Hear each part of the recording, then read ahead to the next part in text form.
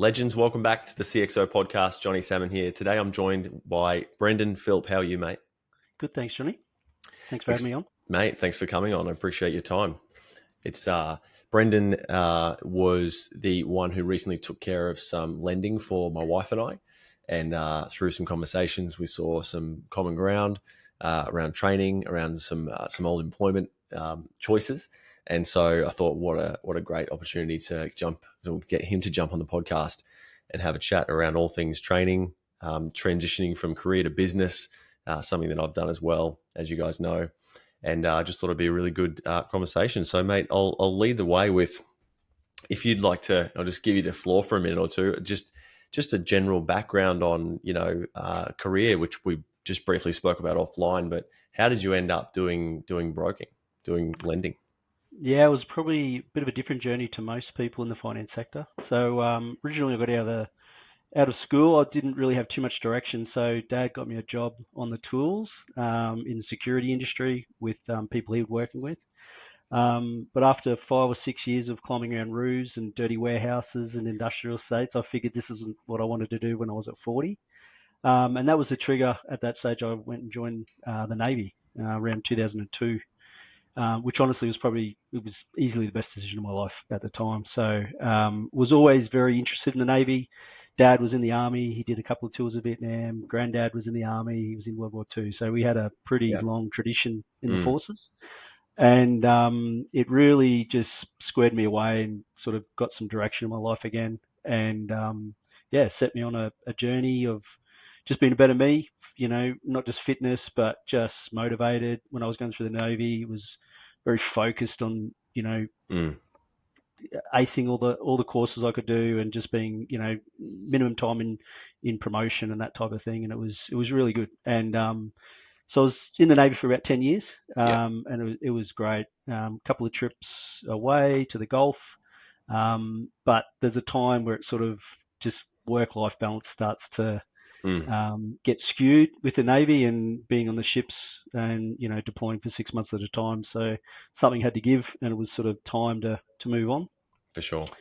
At the time, we were in Canberra, so I was sort of working down at Defcon Star Canberra. And, Canberra's great. It was an awesome place to transition out of the Navy because it's such a big public service city. So I was lucky to get a gig with Department of Agriculture and Water Resources at the time. In the compliance sector. So we were sort of working on biosecurity. So really just keeping those sort of unwanted bugs out of Australia. It was really cool. Again, got to travel all over Australia. Airports, ports, passengers, cargo.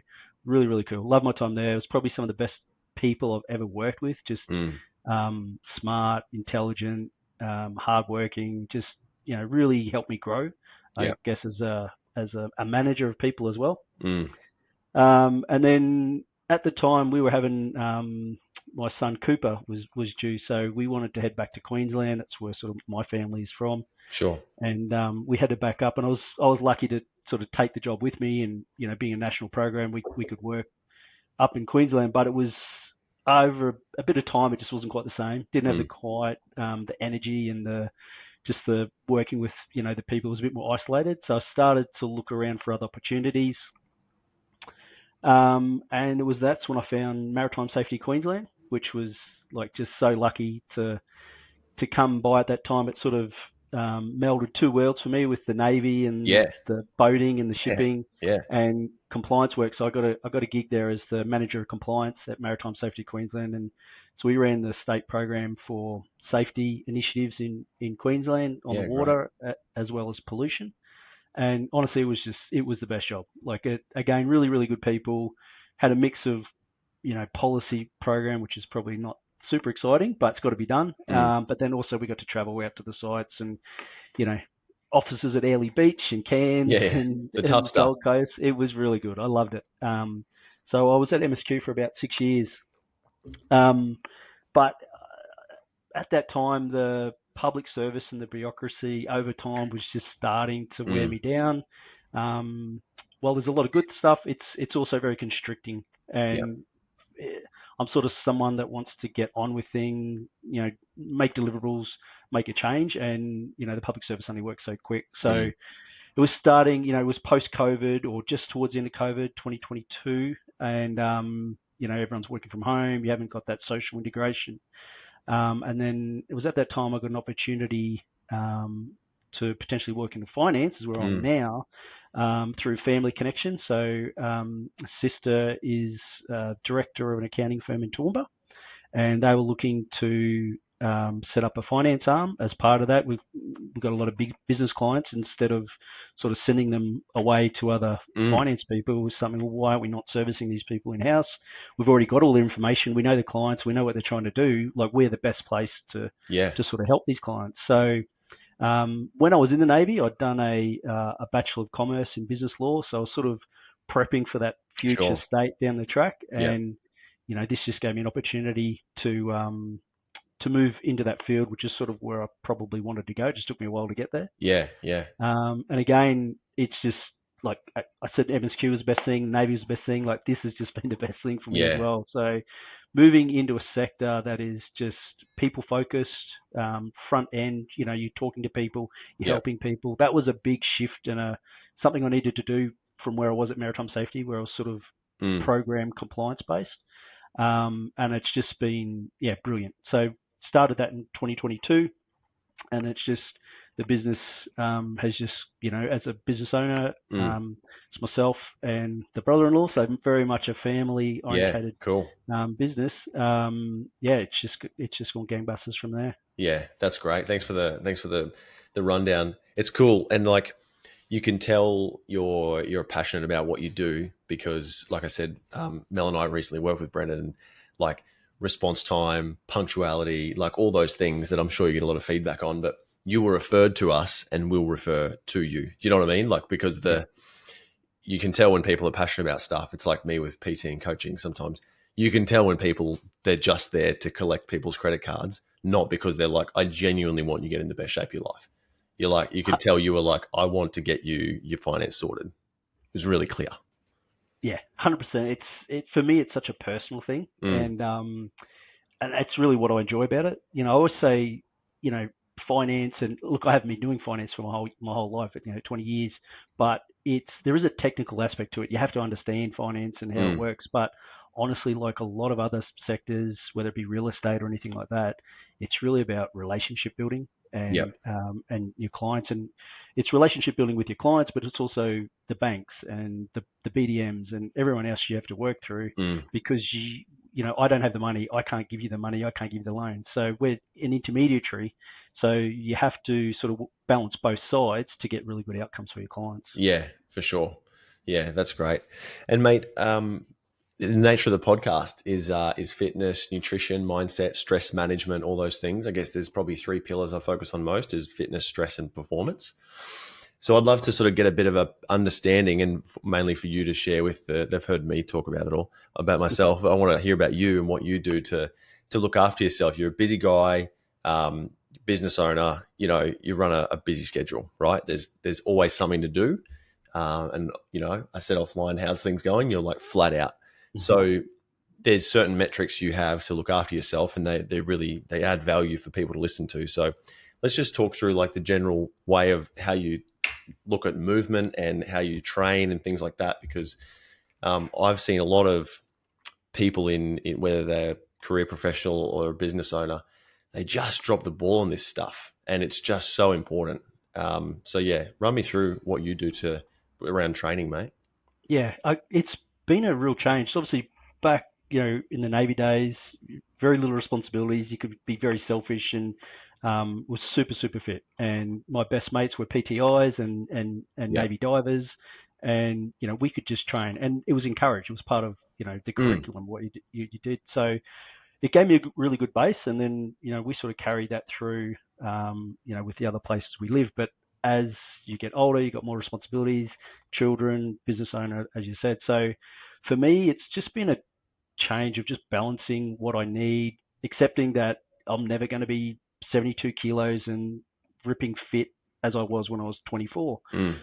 But it's still really important for me personally just to be, to be in good shape, to be happy where I'm at, Mm, because it then, feeds into everything else in your life. for sure. So these days we've got a gym at home. We're lucky enough to have sort of a 3/4 acre block in Toowoomba, and we've Nice. got a big shed there. And just going to the gym is, for me, it's something that I'm gonna easily miss it, because I'm gonna be busy. I'm gonna have excuses to travel to the gym, Mm, train, get showered, then sort of travel back to work. There's always gonna be something in the day that's gonna pull me away, and mm, right or wrong, my head's gonna be turned. So for me, it's about doing it first thing in the morning. yep. So we'll get up. My wife, she's a fitness freak. She's much more fitter than I am, but we'll get up at 6 o'clock generally in the morning. Um, get changed, straight up into the shed. Up in the shed, we've got full free weights from sort of 5 kilos to 30 kilos. Yep.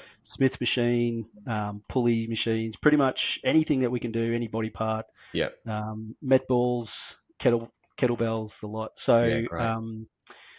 I sort of switch between circuits or weights. At the moment, I'm just pretty much throwing around weights. Mm, mm, But it's also just managing the session. So for me, like 40 minutes, that's a session these days. Like gone are the yep. days where I'm doing an hour or hour plus. Yeah. And then sometimes it just might be a 20-minute hit session or a Tabata. Yep. It just sort of depends how I feel. So what my body's saying, how sore I am. But yeah, it's 3 or 4 times a week. Get up to the gym, knock that over. Then whatever happens in the rest of the day, I've already banked that. Mm, I'm mm. good. Probably 2 or 3 times a week, I'll try to get out for a walk at lunchtime. So that's just a 40-minute walk at lunchtime, listen to a podcast, Yep. just to get some extra movement up. Nice. And that's it for the week, pretty much. I've just started playing golf again. Nice. So I had a bit of a break with kids' football and work and everything else. So that's more of a not so Plenty much of a steps fitness there, thing. Yeah, it's just that's more of a mental health, just a for bit of sure. time for me, just to go out there, spend a bit of time with some fellas, and Mm, just sort of get away from everything. That's that one time a week.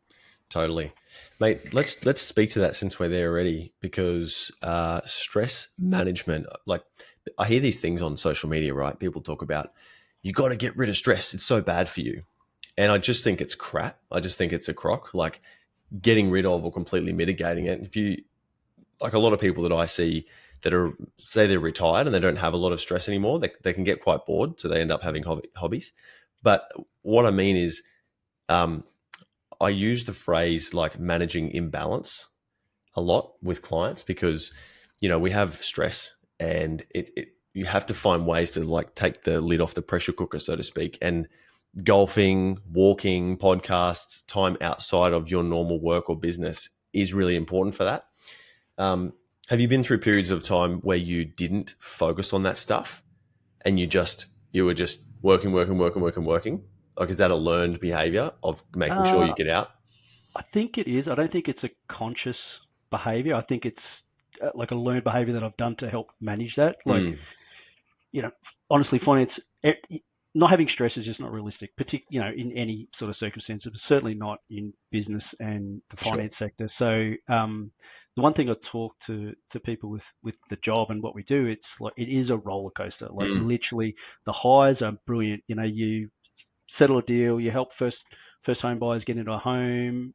Everybody is ecstatic. It's amazing, but the pressures in between, sometimes when you've got finance clauses, you've got clients ringing up, what's going on with this finance, and a lot of the time it's out of your control. It is like extreme, and yeah, there's not a lot you can do with it. Sometimes you've just got to write it out, do your best, open communication, yeah, push as much as you can, but ultimately it's just something that you're going to have to write out. mm, And that's where I find just getting away from it. Like, you can't always do that, but whether yeah, it's a walk, whether it's go hit some golf balls, whether it's, have lunch with someone or something like that, but it just opens your world up again, because your world mm, can get very, very narrow mm, with work and circumstances and stress.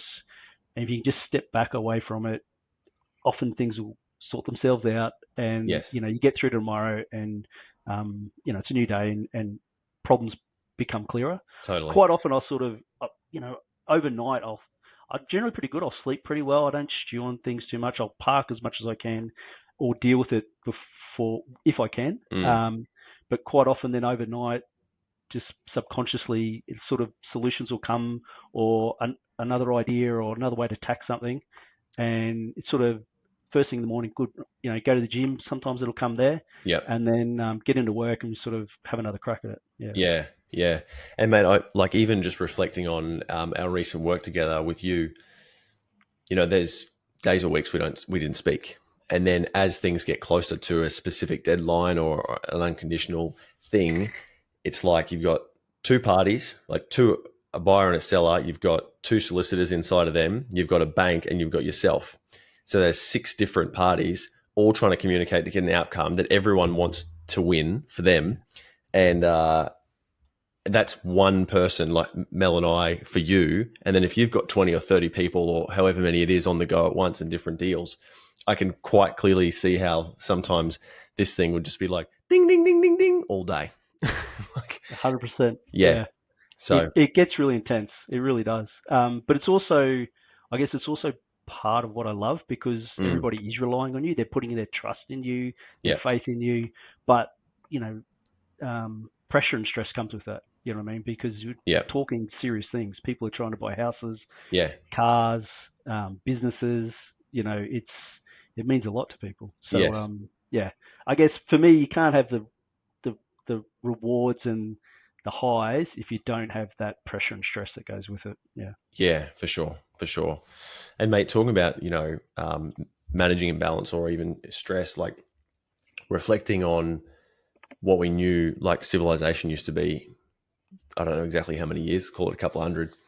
When like there was a bear, it was like you or me, we fight, one of us dies and the other one survives, or you know, tent person comes, I'm going to take your family. No, you're not. Someone dies, the rest live.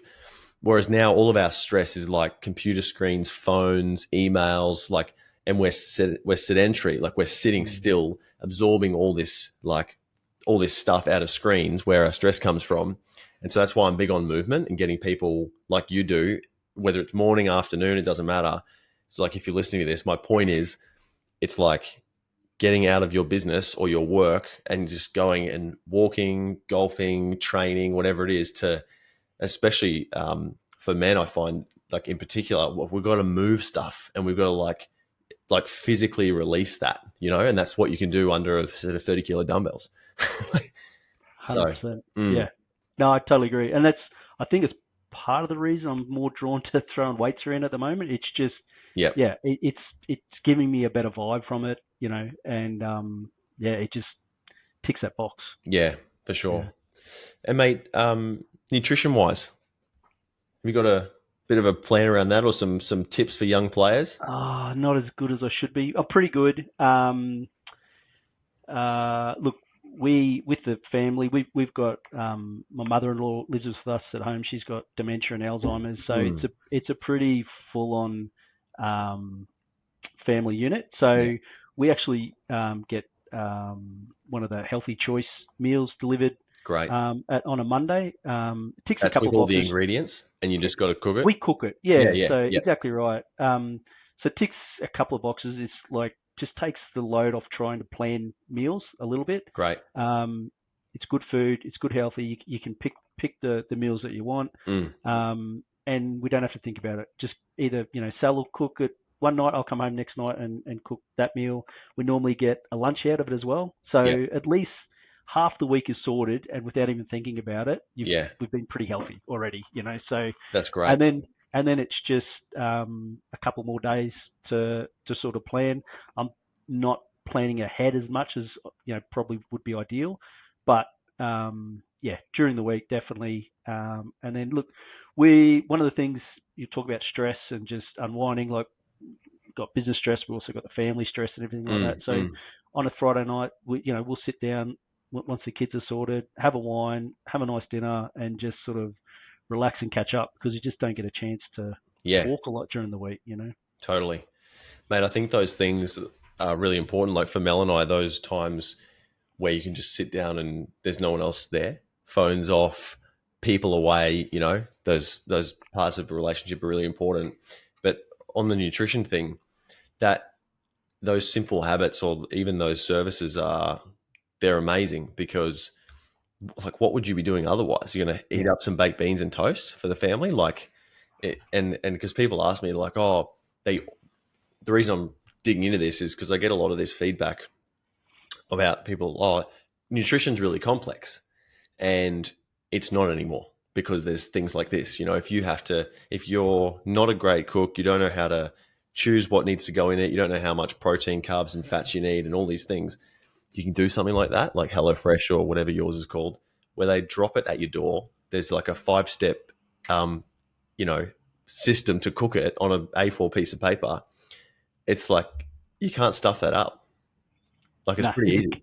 100%. And it's to be honest, it helps me cook at home, which gives Sally break, who's looking Mm, after mum 24/7 as well. So, totally. like you said, it just yeah, it's we've gone off and on at stages, and it just depends on what's going on with our life generally. But Yeah, at the moment, it works pretty well. yeah, yeah. That's great.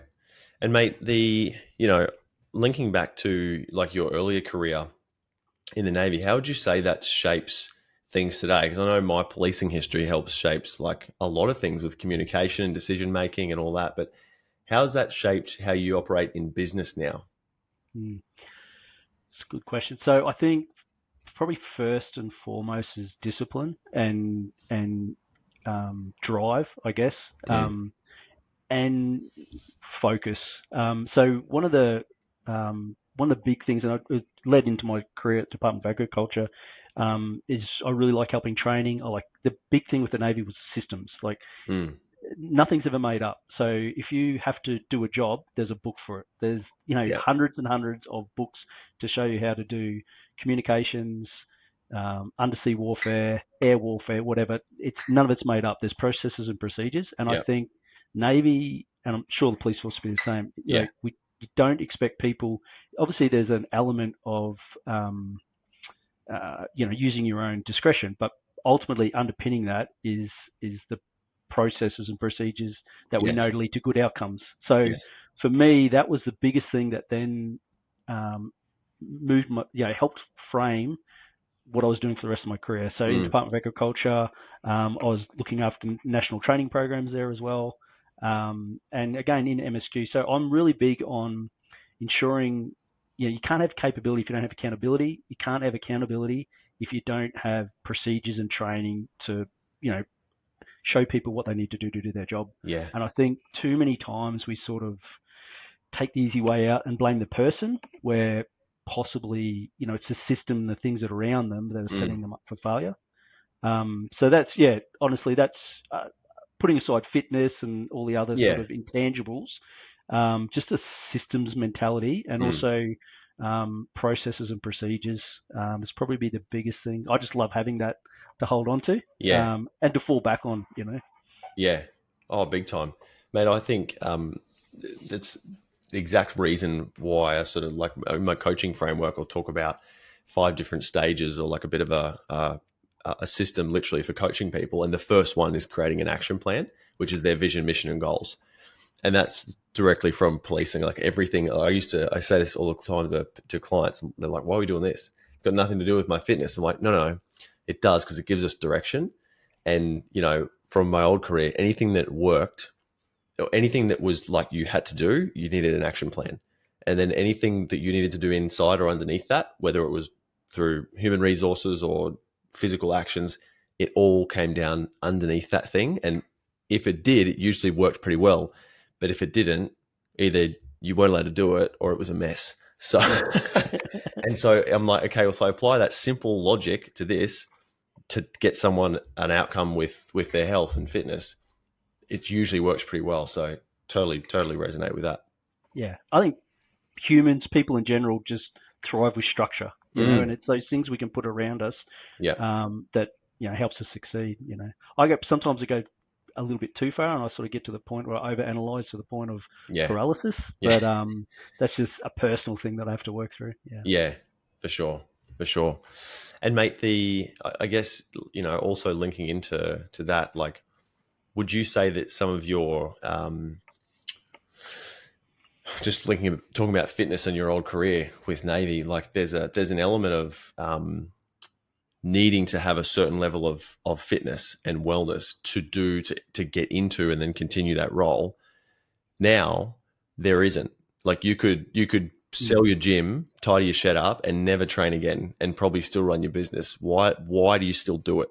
Yeah, it's a really good question. It's almost like ingrained in you. Um, and look, to be honest, even in the Navy, there's levels. Like the minimum level was like for me that wasn't satisfactory, and Yeah. I would potentially have issues with other people in the Navy. You know what I mean? Because Mm. I Yeah. was, I rated it up here. Yeah. So and I think you can do that in any sector. But I, look, for me, it's pretty basic. Like, and it's one thing I learned when I was in the Navy, and being healthy and being fit, it just enables me to be successful in my other parts of my life. You know what I Mm. mean? Like, if I don't have that, then something's missing. I'm not going to be firing on all my cylinders, and I'm just generally not going to be happy. So, Yeah. well, I think you can chug it. Well, I could chug along. I don't think I would be anywhere near as successful or as happy, really, just Mm. personally happy, if I wasn't maintaining a level of of of fitness, Yeah. Totally. and just balancing my life. Yeah, Yeah. it 100%. almost becomes part of your personality. I don't know. Yeah. And it's if when you look in the mirror, if you just things are getting a bit out of whack and you need to Yep. tweak some things, but like you can't kid the person in the mirror. Yeah. Exactly. And mate, that's a good point. Something that I do a lot with people who are a bit out of touch with where they're at. I can see that they've got a bit more to give, but they, I don't know, whether they're scared of admitting to themselves or to me because I'm a new person in their world or whatever it is.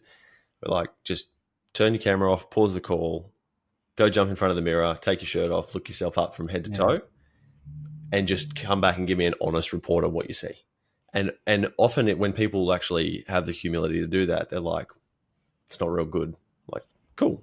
Let's make a plan.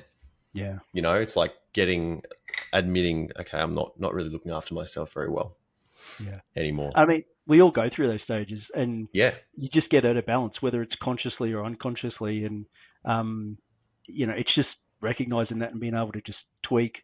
Mm. It's only little stuff on the edge. It is for me anyway, and just a bit more focus, and you can turn it around again. Yeah, totally. But having those, an example is like my ideal is to train 4 or 5 times a week. I love that. But at the moment, I've got a minimum of 2, 3 if I can get it, because things are busy. Yeah, And I'm not going to turn away business and like slow down in my goals there because I have an addiction to exercising, because that like just doesn't line up. And the reason I'm sharing that is because I do think people can get overwhelmed, like I said before, with I've got to do all this stuff with nutrition and all this stuff with exercise and do all these 10,000 steps a day everyone keeps talking about and whatever it is. It's like choose the things that keep you reasonably in shape and on top of like physically and mentally in shape, and just do that. Like your minimums. totally agree. I mean, like I'm 50 next year. Like I'm not. It's just the reality of it. I'm not going to be in the shape I was when I was, like I said before. Well, I think before we came on, Mm. 24. But it's being okay with that. But doing as long as I get my 3 minimum sort of sessions in each week. If I get a 4th one in, that's a bonus, just Yeah. depending what's going on, Mm. and keep things ticking over. Then I'm okay. I feel good. Yeah. Yeah. Yeah. That's great. And mate, in your, I don't know the answer to this question of how many people are in your office, but I guess just looking across your, I like asking this question because everyone's got a different response. Whether it's in your old careers, any of them, or in the business now, there'll be people around you that don't eat well, that don't exercise at all, they don't have any of this stuff sorted. Without being offensive to anyone or naming anyone, just as a general observation, do you notice a difference in cognitive performance, work capacity, their ability to manage stress in personal and professional life and things like that? Is that something that's become apparent to you? Not necessarily. I mean, some of the not so much in this field, but in other like previous roles. Mm-hmm. Like to be honest, some of the most reliable people or people that I would trust would probably be the opposite mentality. Yeah, I'm not sure, but there was like when I was at MSQ, I kicked off a little sort of lunchtime health session for a couple of workmates that they're keen to do it. The work were happy to support it, and we just duck over to the botanical gardens in the city there in Brisbane, and I think that like they got a lot of benefit out of that. So yeah, it's not. I don't know. It's not something I've ever really dwelled on. Like my personal view is 100% they would. Yeah. But but it's not been something that, no, that's fine. nothing It's that stood interesting out. hearing people's responses to that question, because sometimes Yeah, you get a like, oh, definitely, and they like they can picture someone they're Got to thinking be about. careful. Yeah, of course. It's a small family business. Don't talk about the brother-in-law. No. Nah. Yeah, no, that's fine.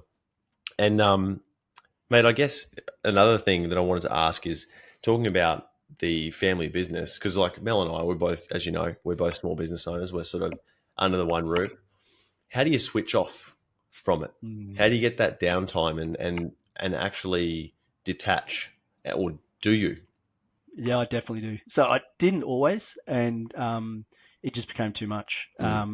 It's actually a little bit at the detriment to like family catching up, because it's not only do we work together, like we live in the same estate, like we're really close, and but it was really hard for us to switch off and not bring work into conversations on the weekend, or having a beer on a Sunday afternoon or something like that. Yeah. So I probably about a year ago, I sort of made the conscious decision, like I get to Friday afternoon and I'm done. Like there'll be occasions where I will work on a Saturday and I'll take, these phone calls. It doesn't stop, but as far as proactively sourcing work, talking about work, doing work, I'm off. Like I'm done. My social battery's cooked. I don't want to do anymore. And I just use the weekend to recharge. It's family time.